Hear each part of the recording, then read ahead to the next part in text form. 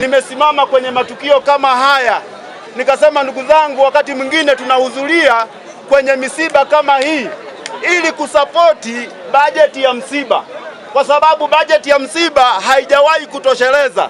Hata kama mtu angekuwa na uwezo, bajeti ya msiba haijawahi kutosheleza. Hata kama unasema mimi nina uwezo, kuna wengine hapa wanaweza kaondoka hata kande hawajaonja. Ndio maana tunasema bajeti ya msiba haijawahi kutosheleza. Lakini mimi nishukuru tu kwa nafasi hii, na mimi nipo hapa kwa ajili ya kusapoti bajeti ya msiba. Sasa kwa sababu nimepewa nafasi ya kumuinua mwenyekiti wetu wa Chama cha Mapinduzi wa wilaya, lakini bado niendelee kutoa pole kwa ndugu zangu akina Mwaliasi. Namuona hapa Mwaliasi, ndugu zangu hawa akina Mwaliasi wanakaa Mbalizi, lakini kazi wanazozifanya kwenye kata ya Mapinduzi na Madugu na kijiji cha Madugu ni kazi kubwa. Nikiwekea tu mfano, huyu Mwaliasi hapa yupo hapa kwenye shule ya sekondari pale Mwakipesile. Yeye miaka 5 niliyomaliza alikuwa ametudhamini kwa ajili ya kumlipa mpishi kwa ajili ya chakula cha mchana kwa wanafunzi. Hebu tumpigie makofi ndugu zangu. Ndugu zangu, na mimi naungana na waombolezaji kwa tukio ambalo leo linatushangaza, lina huzuni kwa ajili ya kuondokewa na kijana wetu, kaka yetu, awe baba yetu Mwaliasi, kwa namna ambavyo Mungu mwenyewe ametaka. Sisi tuna huzuni kwa sababu tulikuwa naye, tunacheza naye, tunaongea naye, lakini Mungu mwenyewe akiamua kwa kila njia yake anayojua yeye, tunamwachia yeye.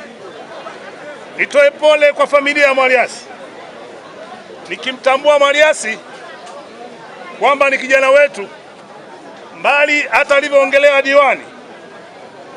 diwani wetu wa kata hii, ndugu yetu Mwangoi, umetoa sifa nyingi sana za Mwaliasi, lakini sizo hizo unazofikiri amefanya mambo mbalimbali ambayo yanaonekana katika jamii, iwe kata mbalimbali, lakini hususani kwenye mji mdogo wa Mbalizi.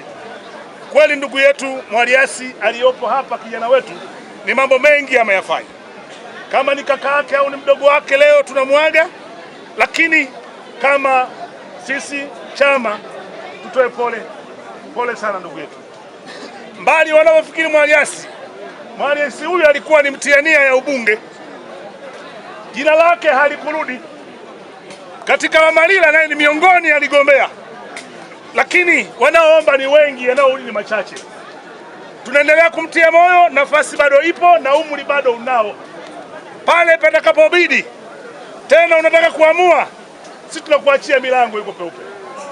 Lakini tuseme pole kwa kumsindikiza ndugu yetu ambao ni damu yako. Mimi nitoe pole sana kwenye familia na ndugu ambao umechimba au mmejenga nyumba hii, vijana wenzetu, nitoe pole sana. Pia nimshukuru mchungaji aliendesha misa hii kuanzia pale Mbalizi mpaka hapa, nitoe pole sana.